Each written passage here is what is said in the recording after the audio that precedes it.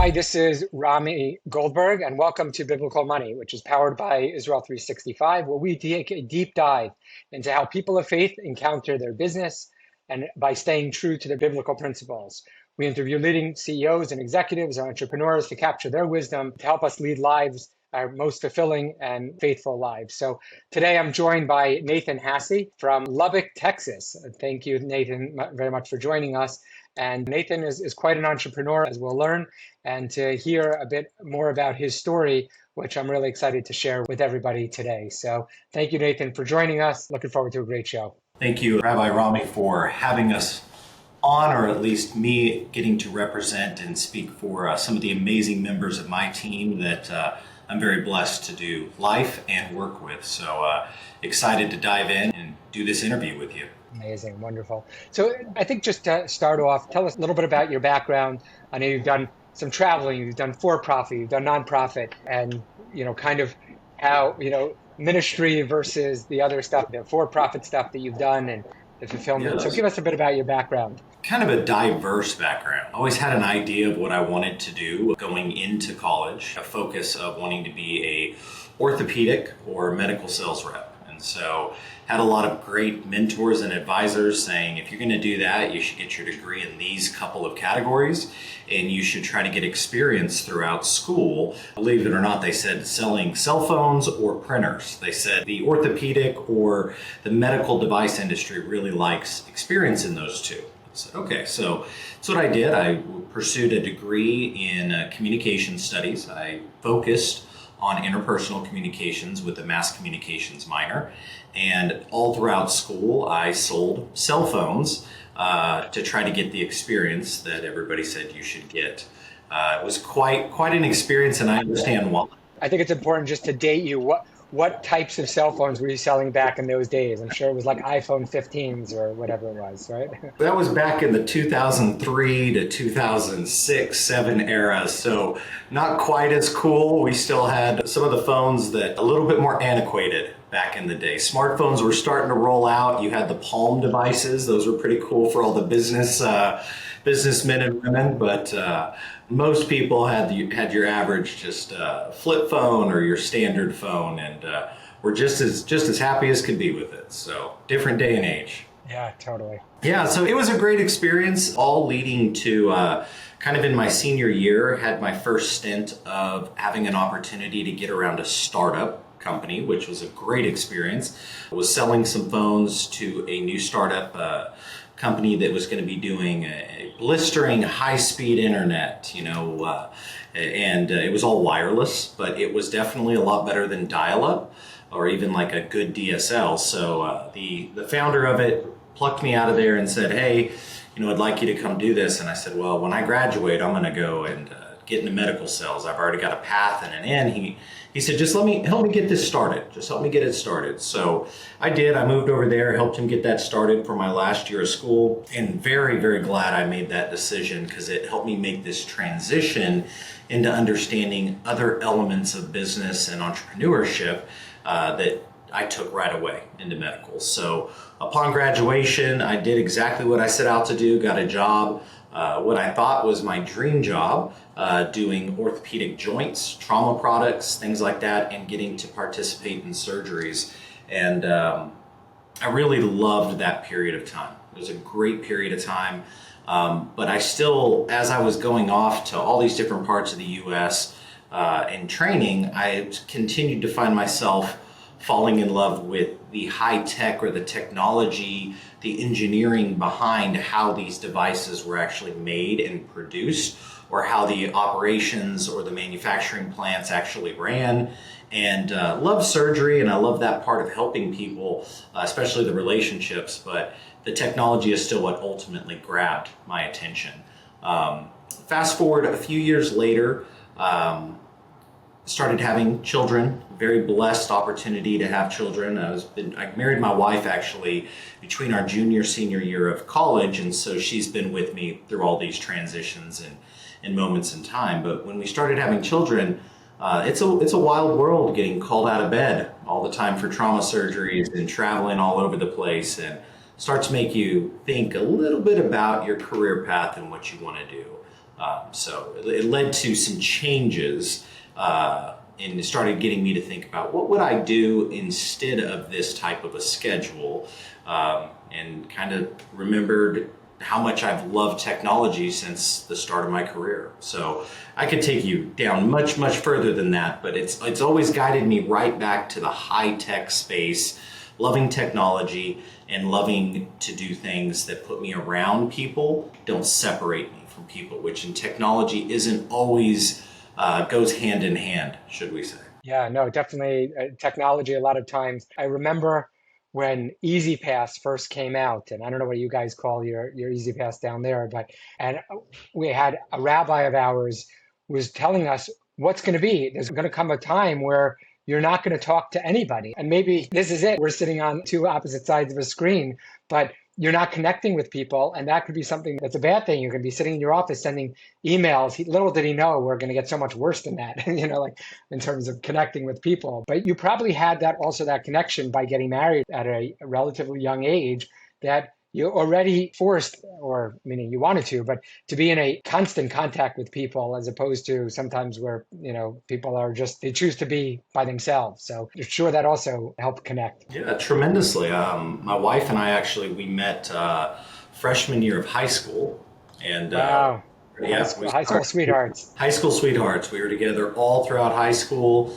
We were very blessed. We didn't plan on, we wanted to, but we didn't necessarily know if it was going to work out for us to be able to go to the same college or same college town, and it did. I played baseball, and she's a graphic artist, and we ended up in the same town, and yeah, we got married as quickly as we could. I went out and figured out how to make some money selling cell phones and to be able to provide and make a living independently, and married her as fast as I could. So it really did. I mean, I think relationships at any age or at any level forces you to learn, hopefully forces you, if you're mature enough, to break down those selfish behaviors or those selfish ideas of how you think things should work and what makes you happy, and start thinking about what makes us happy, what makes those around us happy, and biblically helps us learn more and more how to serve. And if we learn how to serve and we learn how to love and put God before ourselves and how to put others before ourselves, it's amazing how much more full our cup is. Actually, we just had that conversation during a Bible study and a family Bible study we were having this weekend with our kids. So very pertinent to the situation and conversation today. So I actually just saw an amazing piece, and we both have a mutual love for Rabbi Daniel Lapin and his work. So I saw a piece that he wrote. He said when Adam, he was punished because he ate from the forbidden tree, and then he's kicked out of the garden. So what was his punishment? So a lot of times people say by the sweat of your brow, that's going to be the punishment. That was the punishment that he had. So Rabbi Lapin said, no, that's not the case. The punishment was being kicked out of the garden. That he was punished. But the consolation was that you're going to eat bread by the sweat of your brow, that you're going to have this opportunity to work. And bread in particular is not a food that comes directly from God. It's a food that we participate with God in creating that. And we also participate with other people, right? Because you have the mill, I grow it, and then we have the person who brings it over, and so all of this connecting that happens between the different parts. So here you are, you're a tech salesperson, and you're going through life, and at some point something changes. What changed at that point? Well, so whenever I started looking for a transition, getting out of the medical field, or should I say transition away from being a medical sales rep, lots of prayer went into it, of course, conversations with my wife and thinking about our future. It's a very good life and a good future to have in medical, and found myself back in the technical space. I said, I want to see what's out there, and so I interviewed for just a sales position. I was like, I'm going to get out of this leadership, get out of these type things, just focus on selling, work my hours, and just take care of my family. God had different plans. He maybe was laughing whenever I told him how it was going to be. So I applied for a position at a regional ISP, an internet service provider, and just for a sales role. And during the interviewing process, they were like, hey, you're a little overqualified to be a sales rep doing this. And We haven't really shown everything that we're doing yet during our process, but we are about to really expand our operations from the couple cities that we're in now, and we're going to launch and go pretty big in the whole region. It was a private company that was acquired by a publicly traded company. Actually, majority of all the ownership was lived in Israel when they bought it and did that. They bought a company in Louisiana, then they bought the company here in Texas, and the leadership team moved from Israel to Lubbock, Texas, of all places. And they said, look, we need somebody to help lead and run this. We'd like to give you this crazy shot at 26, 27 years old.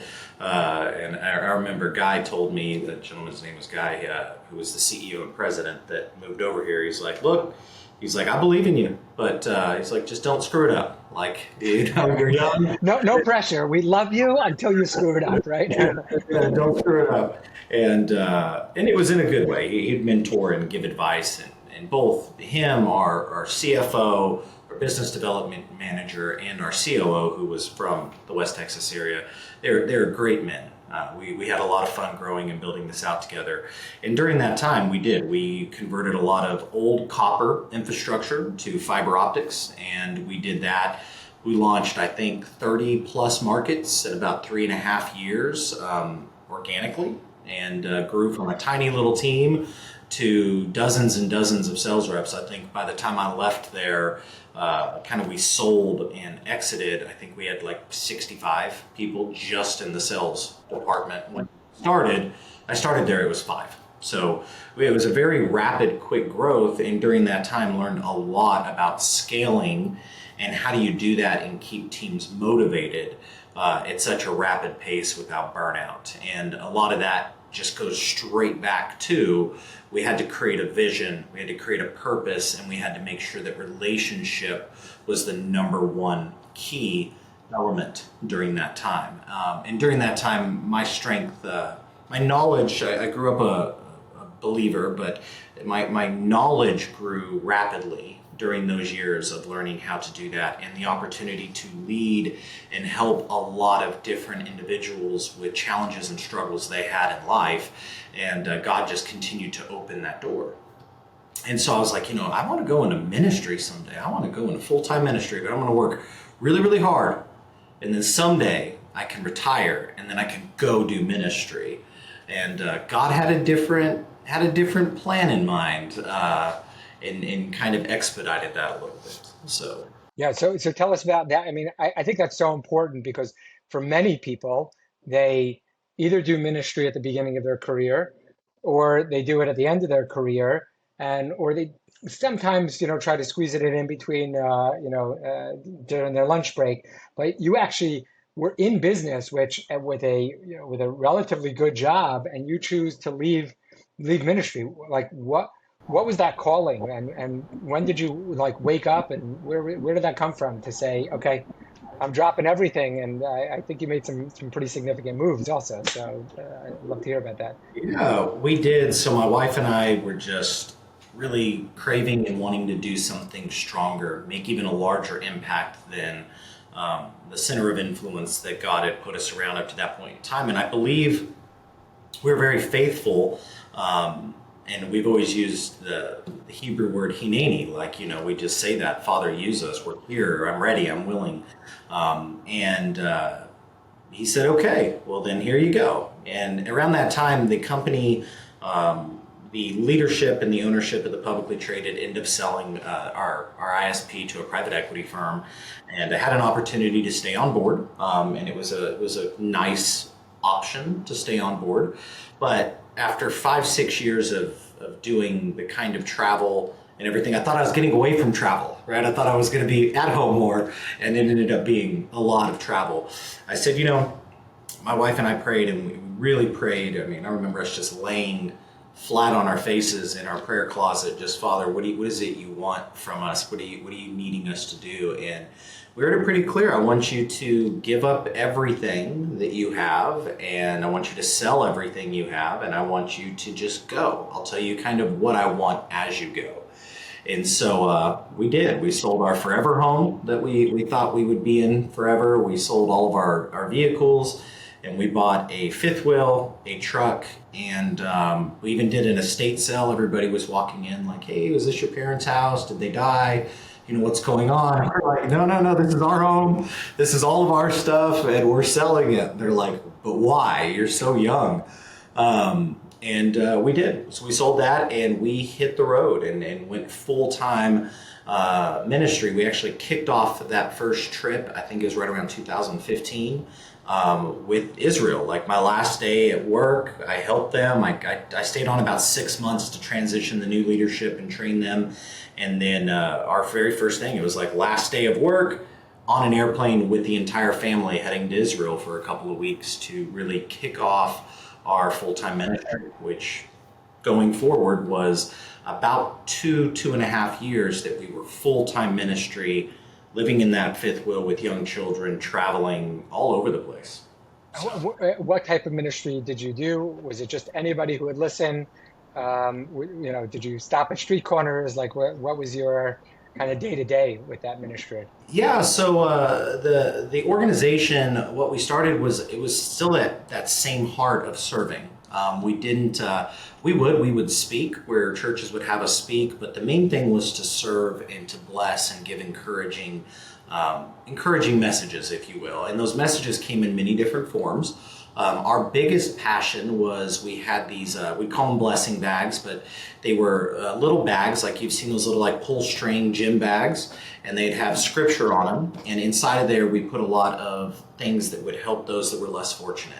Of course, we would include a Bible, but we had some that were made for men, some that were made for women, and we would stop. We would talk with people. We would pray for them where they'd have it. Other times we'd feel led. We would just give the bag and it would have food and have encouraging things that they would need in there. So I would say over those couple years, we did hundreds, if not 1,000+ of those bags as we traveled around, which was really, really special. And then my wife, as a designer, created 5 different signs, and they were yard signs. And so as we traveled or we'd set up at churches, we'd do these things. We didn't sell any of these items. We'd give the blessing bags away to church members. We gave signs. We would see signs as we would travel. We were like, how did our scripture signs make it from even here to over here? And we had 5 different things, from scripture, from pray for the peace of Jerusalem, to you are worthy, to a sign that's just about blessings and being blessed. So we would give those signs and the stakes out, and we would tell people, go take these home. Put them in your front yard. Put them, if you don't have a front yard, tie them on your balcony if you're in an apartment. If you have a business, put it out in front of your business. Stake this land and take a step forward in saying, this is God's land. This is God's business. This is God's home. And we are proud to say it is. And so, like I said, we got a chance to speak. We got a chance to talk. We got a chance to do a lot of things. But we would just show up and serve. And we would bless churches and with our hands, and whether that was sweeping floors or giving out scripture signs or giving an encouraging word on being more involved in the community and more involved in relationships. We did all the above, kind of whatever God guided us to. It was a ministry of serving. Right. Wow. That's it. It's amazing because I think something that I see that's I feel is missing within America as you grow up is there's no like kind of rite of passage where there's a mandatory service of any kind to, whether it's the state, the county, the country, the city, whatever it might be.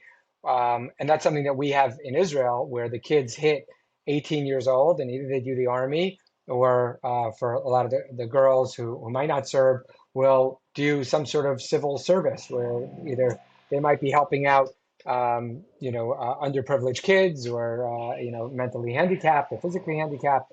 And so that's really just it's something amazing to have that kind of service mindset.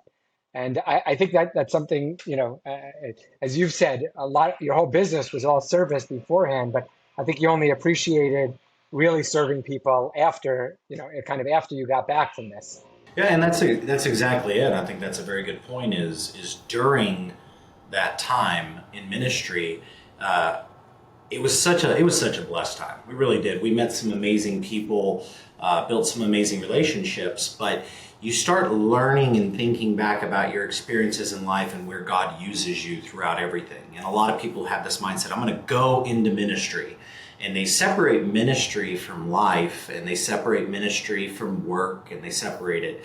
And the greatest gift that we received is going into full-time ministry was to realize that we've already been in full-time ministry.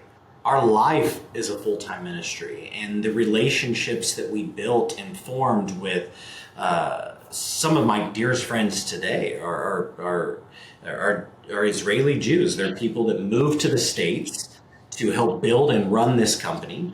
I've got amazing Christians, brothers and sisters that I grew up as a believer, and there's these two worlds that started to connect when I was at that ISP.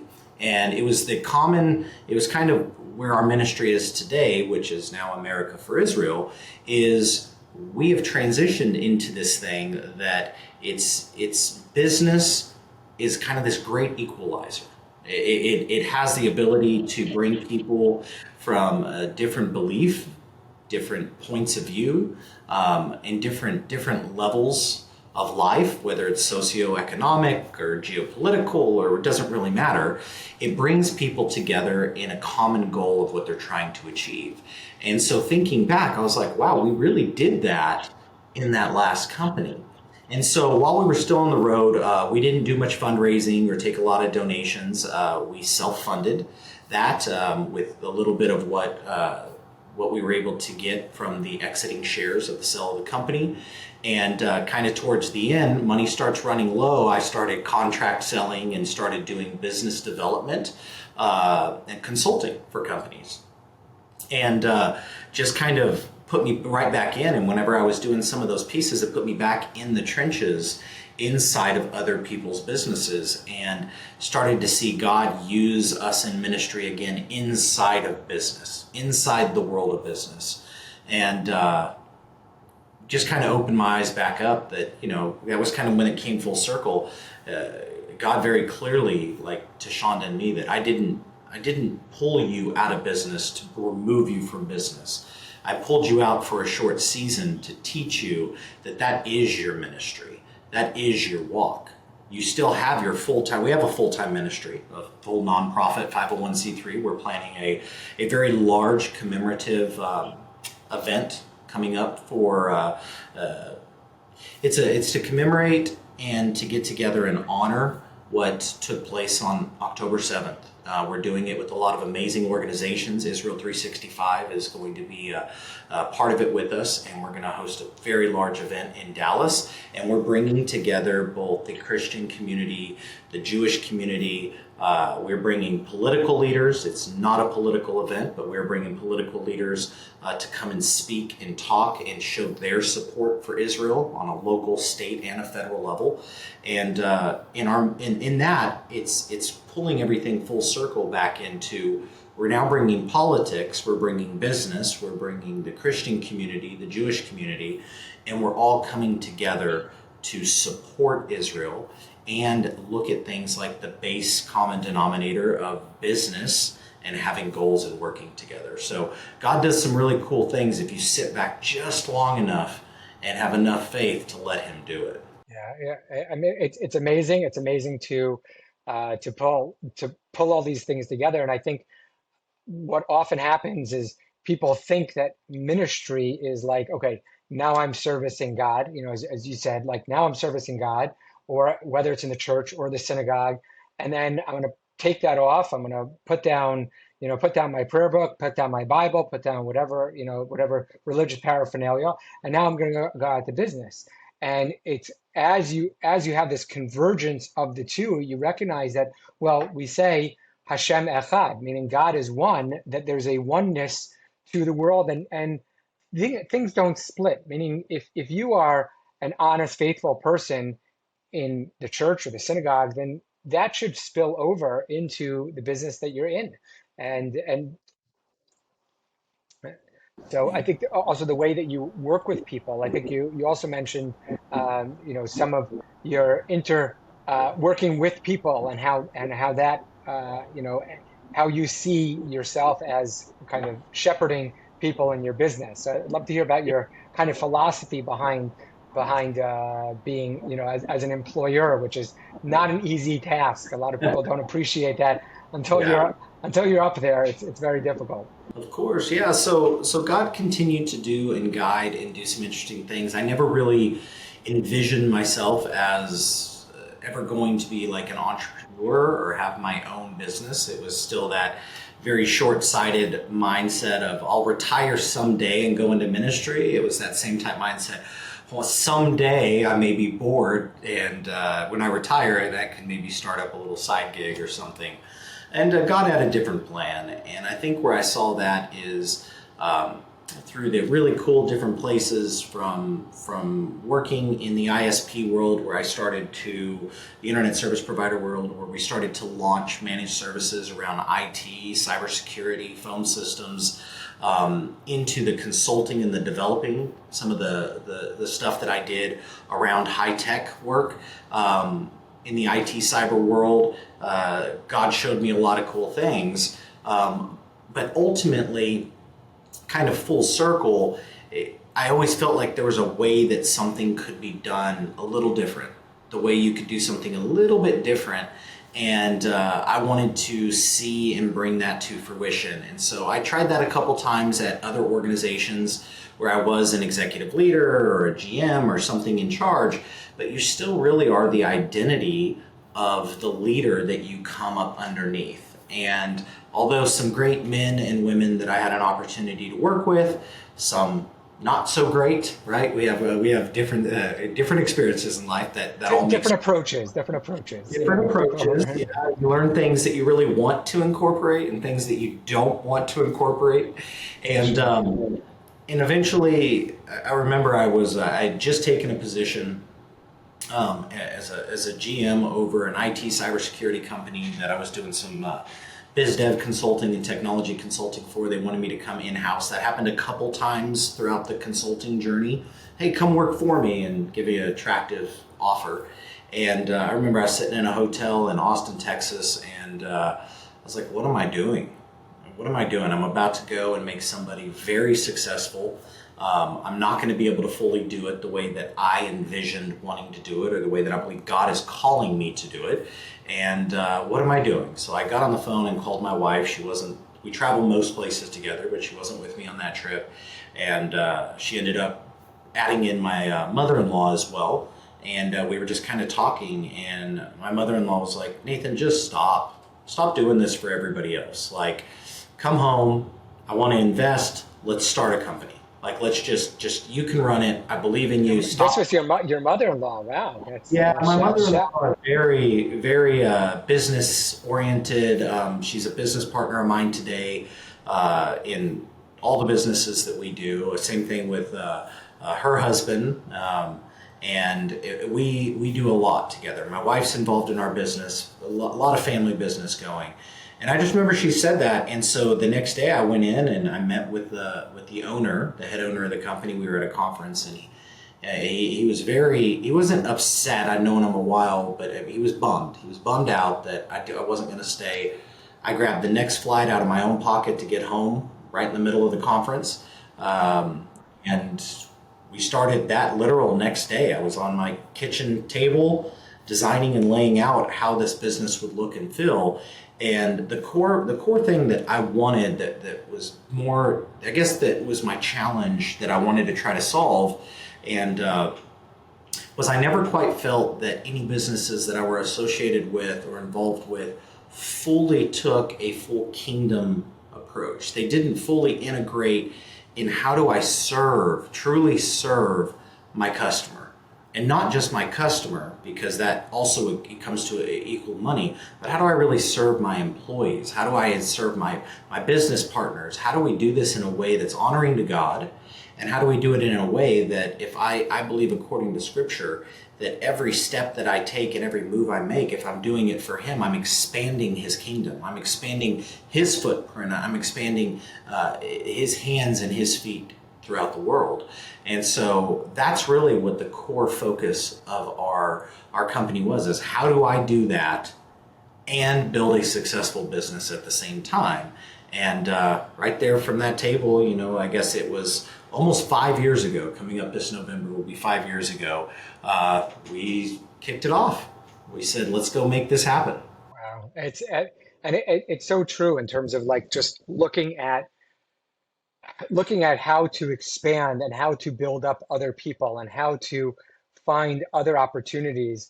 And a lot of times people think, okay, again, we have to divide our life, we have to segregate because business, you got to be tough, you got to lay down the law, and God and religion should stay out of it, as opposed to realizing that it could really enhances the way that you talk to people, because you think about it, you don't gossip, you don't, because that's not, it's ultimately about the ultimate goal of serving God, and the blessings that he gives to you, they're not yours, they are there to continue furthering, whether it's the ministry or it's the business, which are, as we've learned, kind of one and the same, right? Yes. Yeah, they're 100%. They're one and the same, and that's I think you said it well.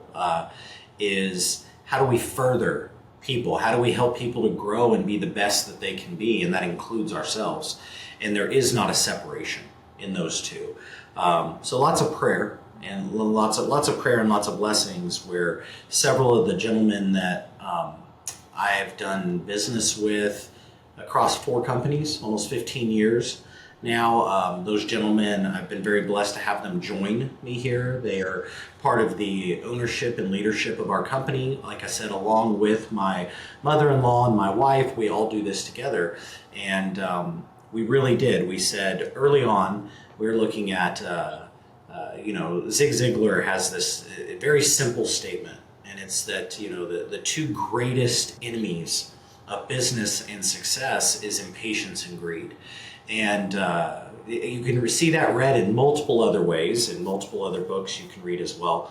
But we made a commitment. We said for 5 years, like I said, we're coming up on 5 years, but for 5 years, we are going to put everything we possibly can and make every sacrifice we can back into our company, back into the employees, back into our customers, into the technology, into the technology stack, into everything we have.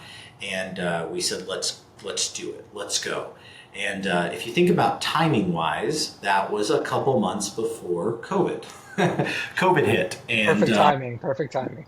Exactly. And we started out, we were going to do more technology consulting and still some more business development, but just do it our way and help companies learn that. That changed very quickly in March of 2020 when I was still kind of me and one other gentleman, kind of a small 1-2-man shop. And almost overnight, all of these small businesses that we were doing this for pretty much shut their doors. They all freaked out. They stayed home. With the end all be all is someday I wanted to have an IT company of my own, a cybersecurity company of my own, because that's my background and overall for the last 15 years. And like I said, had a little bit of faith, and God said when that happened, and I was like, what is going on? He just quickly was like, look, get a hold of your guys, get them, bring them with you, and go start your IT company now. And that's what we did. About April, May, we came together, we started pulling the tools, we started thinking through stuff, started selling in July of 2020, actually way outside of our even home territory. We started selling in like even in other states because we had some contacts there.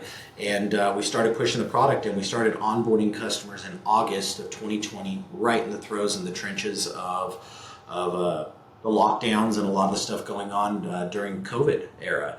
And technology became this force multiplier during that time, enabling businesses to run, enabling people to successfully move forward. And we found ourselves doing things in hospitals, quite a bit of hospitals, because helping them make that digital transformation with, their telemedicine and installing cameras for virtual meetings, lawyers so they could still hold trials even though they were all doing it over Zoom. It was a unique time to be what was considered essential services and still moving every day in and out of the offices and traveling all over the place. It was a very unique opportunity that God knew was going to happen. I didn't even know. that was going to happen in November of 2019. And God even provided and brought the people that are closest to me in life right in line during that time to do that with me as well. And so there was a lot of quick challenges that I think quickly could have escaped us, and we could have just been right back in the rut of business and go, go, go, go, go. But when we started, we said, this isn't our company. Day one, even I repeat this every Tuesday, we do a company we call it a jump start. Sometimes it's Bible studies, other times it's prayer. Sometimes it's like right now we're going through extreme ownership. We talked about Rabbi Lapin's book, right? We did that one. My wife, as our CMO, led that. But I remind him, I said, this is not my company. This is God's company. And this is a kingdom company. So everybody here, including me, works for him and to honor him. And we did exactly that. And we started to refine in everything we do every day to say, are we serving God? And are we honoring him in the ways that we do it? And so we were searching for a mission statement. What mission statement? Because you got to have mission. You have to have vision, right? We know without purpose, without vision, the people will perish. And so we wanted to make sure we had that. And we didn't want to have anything to do with technology, even though like I said, we're one of the fastest growing IT cybersecurity companies that I'm told from all of our vendors in at least this area of the U.S., if not the U.S. We're very quickly and rapidly growing. We really push the limits on technology and security for businesses and business owners, and trying to help them bridge that gap. But we didn't want to make it about cyber or IT. So we started really working through things, and we said, going back to why did we create and start this? We said it's to work with people we love. We want to work around people we love and around people we want to be around. That God ordains and brings us together. I said, okay, so we're going to work with people we love. That's one. And then two, life's short. Let's do what we love to do. Let's pursue things that we love to do. But how do we define what it is that we're actually going to do? We're starting to develop a why and some of the things, and then that's kind of where it all tied together. And we said that work with people we love, doing what we love, all enabling us to serve others. And so that is our mission statement. Actually, my COO, he was able to tie that in. We had a few things. First scriptures that we tied in early was, basically paraphrasing, but if his people would turn to him and turn back to him into God, that he will basically save them, save the nation, and save his people. And so we early days, that was on our vans, on our company vehicles, and we were just trying to be that walking scripture. Now we've transitioned that into that serving hands is based off of Matthew 25. And it's that at the end of days, we want to be looked at, and we want God to literally say, I want to thank you when you fed me. I want to thank you for clothing me. I want to thank you for doing these things for me. Totally paraphrasing here. And we're like, well, we don't remember doing that. And he'll remind us and show us in that time that it was when we took care of the homeless, we served the widow and the orphans, we blessed people.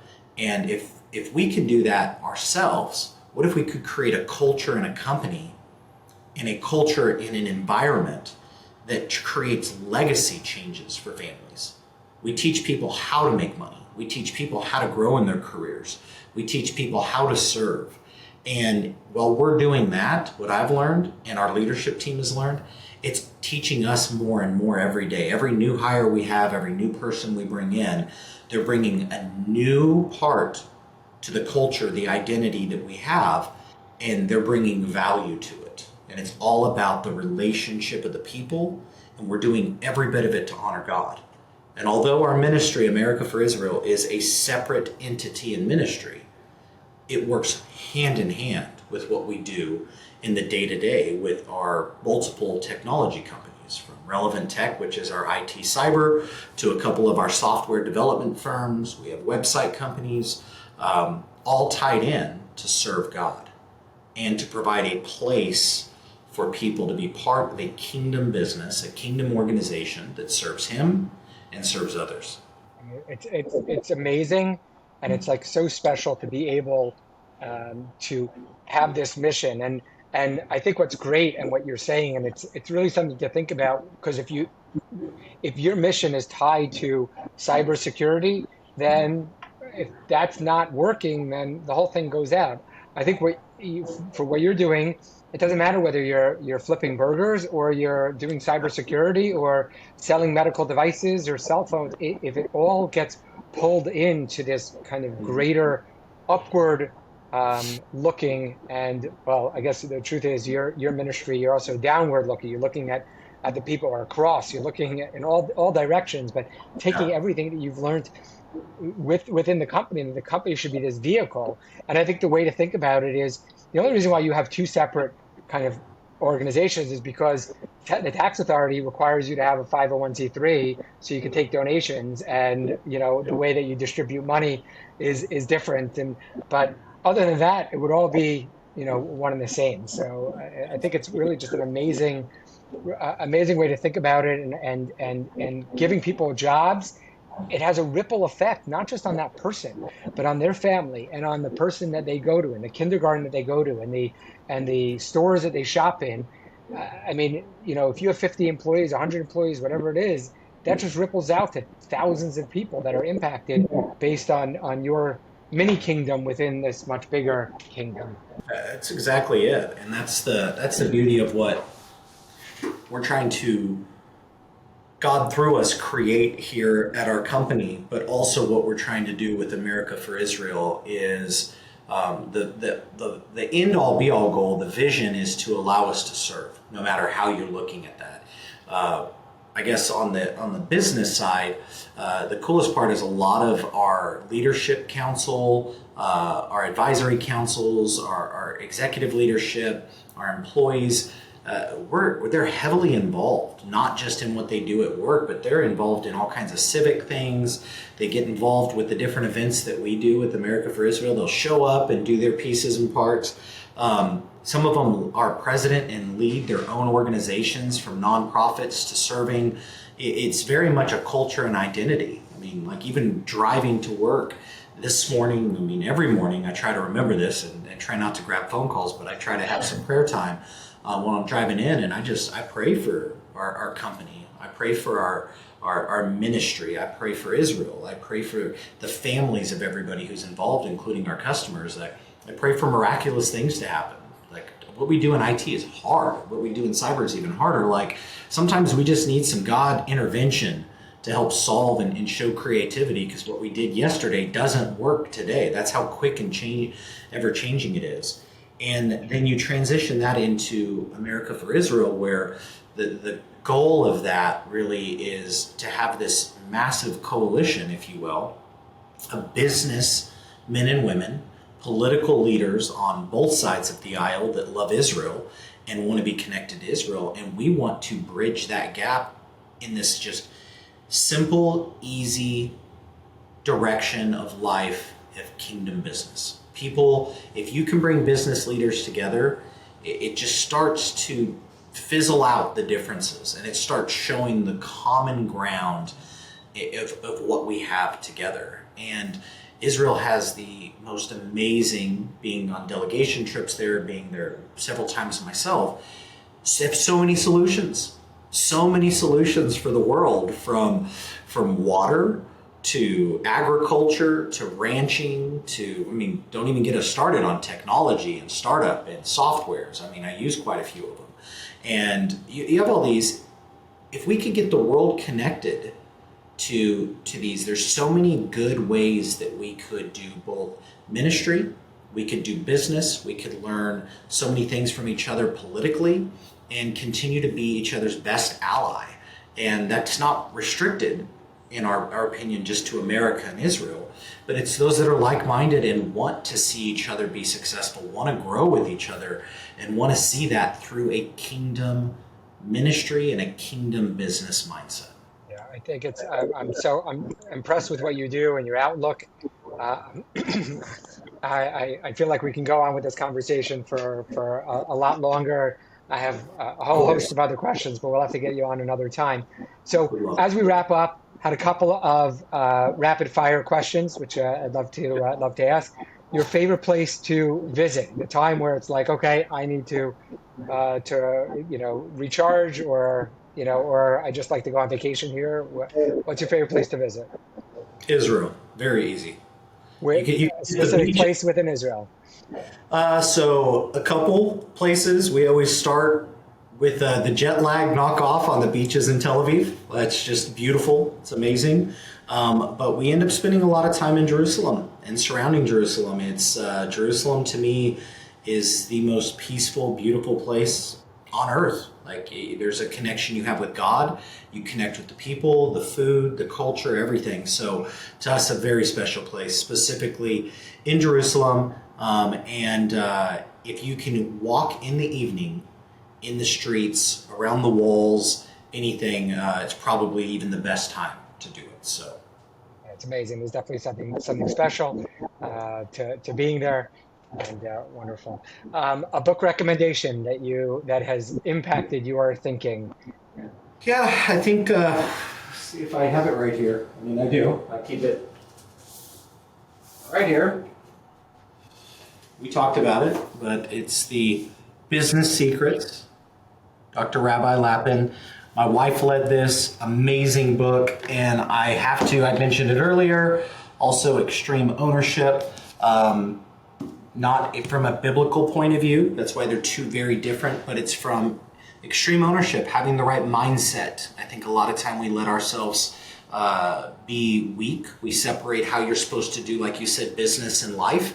And I think God gives us an amazing instruction manual in scripture, and then you have these brilliant rabbis and writers and teachers that can teach us how to grab wisdom from those pieces and to show how to use it in business and to use it in life, and not just allow it to be either chaos and no structure or overly burdensome. So there's a good balance in the two. Yeah, yeah, it's true. Meaning the Bible does go from total tohu vavohu, total anarchy, not anarchy, but I'm forgetting the translation of the word, but until order, right? I mean, that's the entire, creation story. So, and then your favorite book from the Bible, or favorite teaching that you like, and that you say over, more than your kids want to hear from you. Well, I mean, the Aaronic blessing is hands down more than my kids want to hear. They hear that every Shabbat. They hear that every night when I tuck them into bed, in the mornings when we take them to school. They're driving now, one of them, so we don't take them to school as much anymore as we used to. But to me, it's a lot of blessing around that. But as believers, we read each week. We dive into Torah and we study and we learn, and then we go into we study other parts of the Old Testament or the Bible, right? And then we try to tie that in and look at the amazing teachings in the New Testament and in the Gospels as well. And so for me, we break that apart every week as a family and study that out. And so the Aaronic blessing always steps out, because whenever somebody's really going through a hard time, especially with their kids, quite often I'll just tell that father, I'll say, man, I'll tell you what, like, try it. Don't try to correct your child. Don't try to do this. I mean, just stop. Just start praying the Aaronic blessing over them, telling them that you love them, and then just do that for a couple days and see what happens. And the stories I've gotten back from these men who their kids are 16, 20, whatever years old, and they're like, I made a breakthrough. Like, I just said the Aaronic blessing for several days in a row, and the shell fell off, and we're talking, and we're discussing God again, and we're doing these things. So I've seen some beautiful things happen with the Aaronic blessing. Amazing. Nathan, I can't thank you enough for taking the time. You're so busy. You have so many businesses and ministry, and which are one and the same, and for taking the time. And I really think that this is going to help people, to inspire them to consider their lives, consider what they're doing, and looking to make a broader life rather than there kind of being two separate rooms, but broadening what they're doing and how they're looking at their business and their Bible study. So thank you so much. I really appreciate the time. Well, thank you, and thank you for the opportunity to discuss and go through this. And of course, I have to give a large credit where credit's due. My wife's amazing, and I think keeps a lot of these pieces moving. I've always believed that behind a good, strong businessman, if you will, is an amazingly strong minded, beautifully minded woman who I'm just blessed is great in business, and she's the main lead in our ministry in a lot of ways as far as keeping it moving and going. So I'm very blessed to be able to do this with her, with family, and continue to meet amazing people such as yourself, Israel 365, and all the other many organizations both here in the U.S. and Israel that we've been blessed to get to know and continue to do this with. So thank you for the opportunity, and look forward to speaking and even seeing you in person hopefully soon. Okay, thank you very much. God bless. All right.